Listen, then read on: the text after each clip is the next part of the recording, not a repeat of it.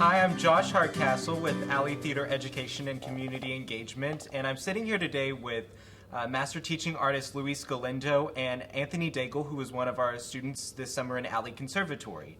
And today we're going to take a look at one of Oberon's speeches from Midsummer Night's Dream. So, Anthony, you played Oberon this summer. Could you tell us a little bit, who is Oberon? So, Oberon is the king of the magical world in the play. He rules the fairies. He just had a fight with his queen, Titania, and since they're magic over the top, we thought they were a bit like telenovela characters. Okay, cool. So that was the style you worked with this summer. And we're going to take a look at the punctuation of a speech that you used and the rhythm of a speech that you used this summer in conservatory. Before we do that, can you tell us a little bit, Luis, about the rhythm that this speech is written in? Yes, this particular speech is written in iambic pentameter, right? Iambic pentameter is a line of 10 syllables. 5 of those syllables are stressed, 5 are unstressed, right? And it starts on an unstressed syllable, like a human heartbeat. It goes ba-bum, ba-bum, ba-bum, ba-bum, ba-bum, right? Ba-bum, ba-bum, ba-bum, ba-bum, ba-bum. That is the rhythm of a line of iambic pentameter, right? Right. So we have your speech in the scene that you're talking about that begins, well, go thy way, thou shalt not from this grove, till I torment thee for this injury. Those are the first 2 lines of the speech, each line written in iambic pentameter. Could you beat out those lines the way I just did it? All right. To emphasize the iambic pentameter? Go ahead. Well, go thy way, thou shalt not from this grove, till I torment thee for this injury. Very good. Now that is 2 lines of Oberon's speech in perfect iambic pentameter, right? So, why did Shakespeare write in iambic pentameter? And I know it sounds like a heartbeat, so it's interesting he sort of adds a heartbeat to his text, but why did he choose to write that way? Yeah, I mean, it mimics the human heartbeat, and it's a very natural way of speaking English, Okay. right? English works very well this way. Natural thoughts are broken up into about 10 syllables per thought in the English language, even now, today. Oh, cool. Right. So, we're going to take a look at one of Oberon's speeches, but before we do that, can you give us a little context to the speech that you're about to work with? Yeah. So before this speech, in the fight that they were having, Titania and Oberon were arguing over this changeling boy that Oberon wanted because he felt like he's the king, he deserves it, but Titania doesn't want to give it up. It's something that she won't give him, and he doesn't know how to handle that. Okay. And so, he doesn't know how to handle it. He doesn't like the fact that he's not getting his way, and he's gonna plot his revenge.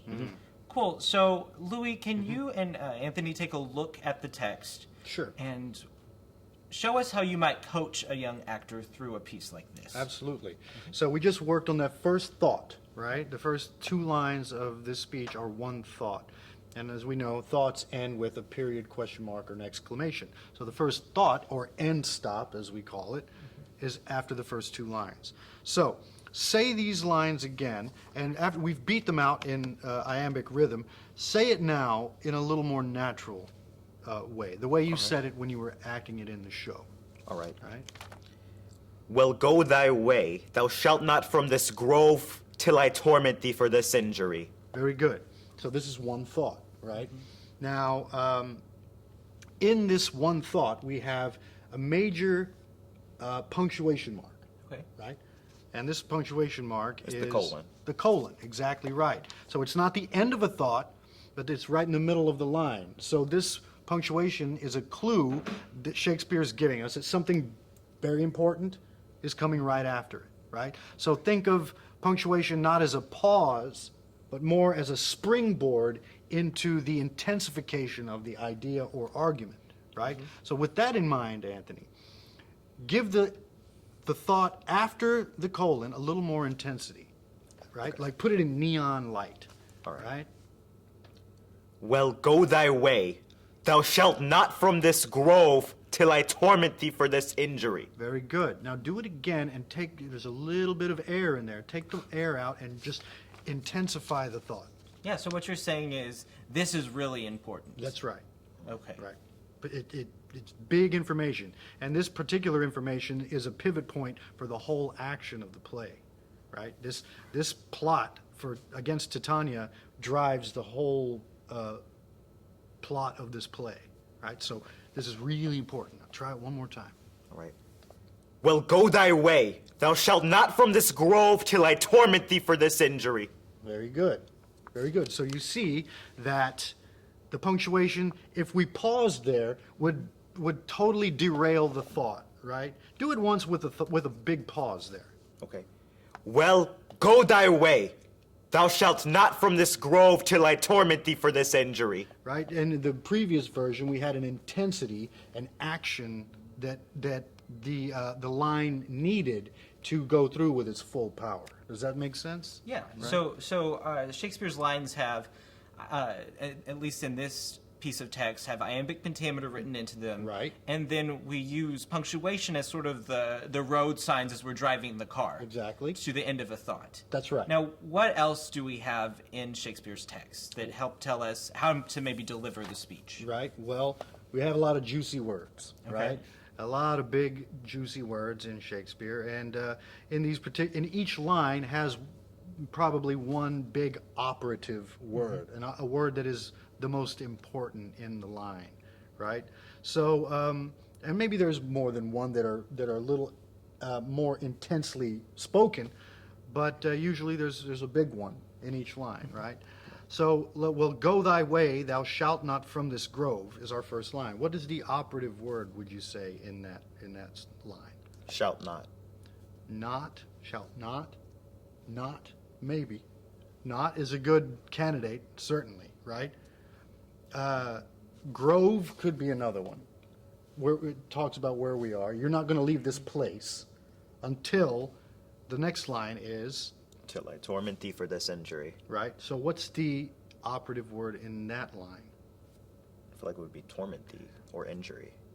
Torment or injury are both good candidates. And I think at this point it's up to the actor who's playing Oberon to decide which one he wants to do. Because Shakespeare, it's not like by the rules, right? I mean, we have some room for our own interpretation. Okay. But Shakespeare gives us plenty of clues and opportunities to choose those for ourselves. So, could one of you, as an actor, show us, what choices you might make in choosing this operative word or operative phrase? Maybe, Louis, you could walk us through the entire speech, showing us what you think should be operative. Sure. So I'll read the whole speech. Yeah. That we have a chunk of the speech, and I'll pick the words that I think are the most important. Yeah. Right. So start where you started, Anthony. Well, go thy way. Okay. Well, go thy way. Thou shalt not from this grove till I torment thee for this injury. My gentle Puck, come hither. Thou rememberest, since once I sat upon a promontory. That's wrong. Thou rememberest, since once I sat upon a promontory, and heard a mermaid on a dolphin's back, uttering such dulcet and harmonious breath, that the rude sea grew civil at her song, and certain stars shot madly from their spheres to hear the sea maid's music. Anthony, what was that like to listen to? It was kind of soothing. Like, Okay. well, at least for me it was, because I felt like it was painting an image of this mermaid on a dolphin's back just singing. It's like a Disney movie. Disney movie, right? Yeah, it's a very serene, almost very magical idea. I mean, a mermaid on a dolphin's back singing so beautifully that the stars go out of their orbits is a pretty potent, beautiful, powerful image. So it gives us the imagery that helps deliver the thoughts. And so in working with this piece of text today, we took a look at iambic pentameter, Right. which was the beat that it's written in. Right. Dee-dum, dee-dum, dee-dum. Then we took a look at punctuation. Right. And finally took a look at operative phrases. And so for all of you out there who are in your classrooms or at home watching this, if you were to break down text, this is how you might, as a professional actor, do it. And we hope that you can use this video as sort of a way of understanding how to work with Shakespeare's text.